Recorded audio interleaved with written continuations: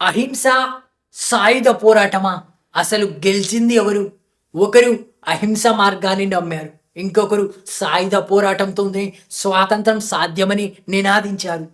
చరిత్ర పుస్తకాలు ఒకరిని జాతిపితగా కీర్తించాయి, మరొకరికి త్యాగం, మరణం వెనుక ఉన్న రహస్యాన్ని ఇప్పటికీ తేల్చలేదు. ఆ ఇద్దరు భారత స్వాతంత్ర పోరాటంలో రెండు ద్రవాలుగా నిలిచిన మహాత్మా గాంధీ మరియు నేతాజీ సుభాష్ చంద్రబోస్. అసలు స్వాతంత్రం తెచ్చింది ఎవరు?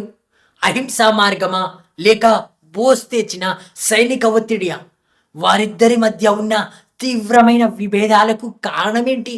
చరిత్ర తెప్పని ఆ నిజాల్ని ఈరోజు మనం ఈ వీడియోలో తెలుసుకునే ప్రయత్నం చేద్దాం. ఈ వీడియో చాలా ఇంట్రెస్టింగ్గా ఉండబోతుంది. ఎవ్వరు కూడా వీడియోని స్కిప్ చేయకుండా పూర్తిగా చూడండి. ఇంకా ఈ వీడియోని లైక్ చేయండి, సబ్స్క్రైబ్ చేయని వాళ్ళు సబ్స్క్రైబ్ చేసి బెల్ ఐకాన్ని ప్రెస్ చేయండి. భిన్నమైన దారులు కానీ ఒకే గమ్యం. 1920 నుండి 1940 వరకు స్వాతంత్ర పోరాటంలో ఈ ఇద్దరు మహానాయకులు భిన్న మార్గాల్లో నడిచారు. మహాత్మా గాంధీ సత్యాగ్రహం, సహాయనిరాకరణ, ఉప్పు సత్యాగ్రహం, క్విట్ ఇండియా ఉద్యమం వంటి శాంతియుత పద్ధతుల ద్వారా బ్రిటిష్ వారి ఆర్థిక వ్యవస్థను, పరిపాలనను స్తంభింపజేశారు. ఆయన ప్రధాన ఆయుధం నైతిక ఒత్తిడి. కానీ నేతాజీ సుభాష్ చంద్రబోస్ గాంధీ మార్గాన్ని నమ్మలేదు. కేవలం అహింసతో స్వాతంత్రం రాదని ఆయన గట్టిగా విశ్వసించారు. 1939లో కాంగ్రెస్ అధ్యక్ష పదవిని గెలిచిన గాంధీతో విభేదాల కారణంగా రాజీనామా చేశారు. ఆయన సిద్ధాంతం శత్రువుకు శత్రువు మిత్రుడు. బ్రిటిష్ వారిని ఓడించడానికి జర్మనీ, జపాన్ లాంటి శక్తుల సహాయం తీసుకోవాలని నిర్ణయించారు. 1941లో భారతదేశం నుండి అదృశ్యమైన ఆజాద్ హింద్ ఫౌజ్ను స్థాపించి సాయుధ పోరాటాన్ని తెరలేపారు. స్వాతంత్రం వెనుక ఉన్న అసలు కారణం క్లైమేట్ యాట్లీ యొక్క సత్యం. చరిత్ర పుస్తకాలు స్వాతంత్రాన్ని కేవలం గాంధీ గారి అహింస పోరాటం ఫలితంగానే అని చెబుతాయి. అయితే 1947లో బ్రిటిష్ వారు భారతదేశానికి వదిలి వెళ్ళడానికి అసలు కారణం ఏంటి? ఇక్కడే ఒక పెద్ద చారిత్రాత్మక ట్విస్ట్ అనేది ఉంది. రాయల్ ఇండియన్ నేవీ తిరుగుబాటు. రాయల్ ఇండియన్ నేవీ తిరుగుబాటుతో రెండవ ప్రపంచ యుద్ధం తర్వాత నేతాజీ యొక్క ఐఎన్ఏ సైన్యం స్ఫూర్తితో భారతీయ సైనికులలో ముఖ్యంగా నౌకాదళం తిరుగుబాటు మొదలైంది. బ్రిటిష్ పాలనలకు వెన్నుముకగా ఉన్న భారతీయ సైన్యం తమకు ఎదురు తిరగడం చూసి ఇకపై భారతదేశాన్ని పాలించడం అసాధ్యమని బ్రిటిష్ వారు గ్రహించారు. క్లైమేట్ యాట్లీ యొక్క సంచలన వాగ్మూలం 1947లో బ్రిటన్ యొక్క ప్రధానిగా ఉండి భారతదేశానికి స్వాతంత్రం ఇచ్చిన క్లైమేట్ యాట్లీ 1956లో భారతదేశ పర్యటనకు వచ్చారు.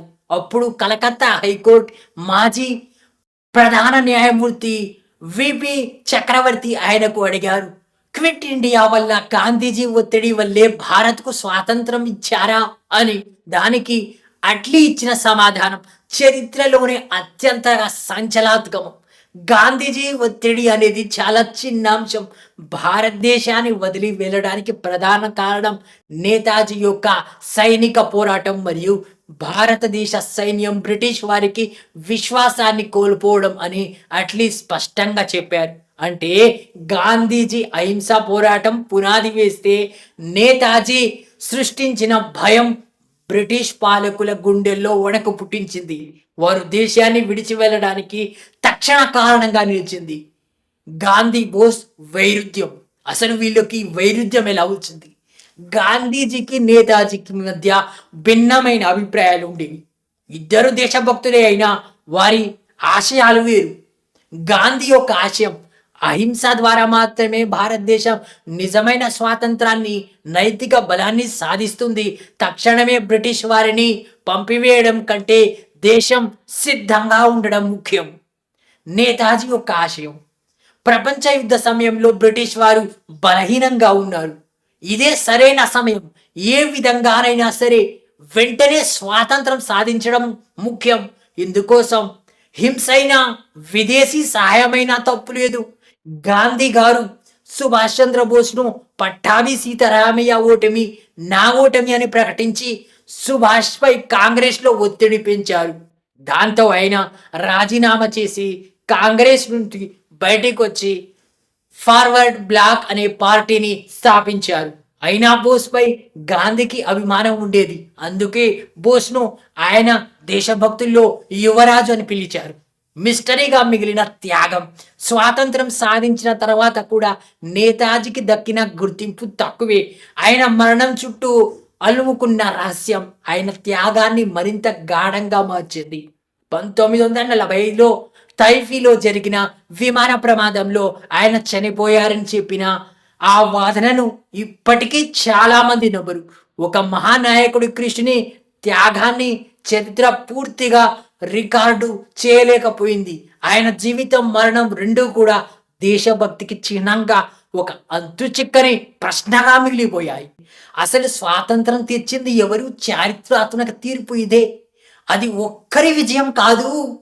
గాంధీ గారు దేశంలో ప్రజా ఉద్యమానికి బలం ఇచ్చి పునాది వేశారు.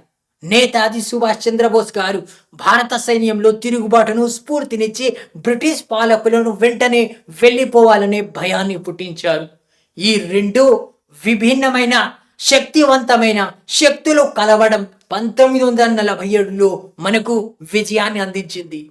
మనం గాంధీ చూపిన శాంతి మార్గాన్ని, బోస్ చూపిన త్యాగ నిరతిని రెండింటిని గౌరవించాలి. ఎందుకంటే స్వాతంత్ర పోరాటం అనేది కేవలం అహింసతో ముగిసిన కథ కాదు. అహింస మరియు సాయుధ పోరాటం రెండు కలికతో లభించిన చారిత్రాత్మక విజయం. సో మీకు ఈ వీడియో నచ్చితే లైక్ చేయండి. ఈ రియల్ రహస్యాలు యూట్యూబ్ ఛానల్ని సబ్స్క్రైబ్ చేసి బెల్ ఐకాన్ క్లిక్ చేయండి.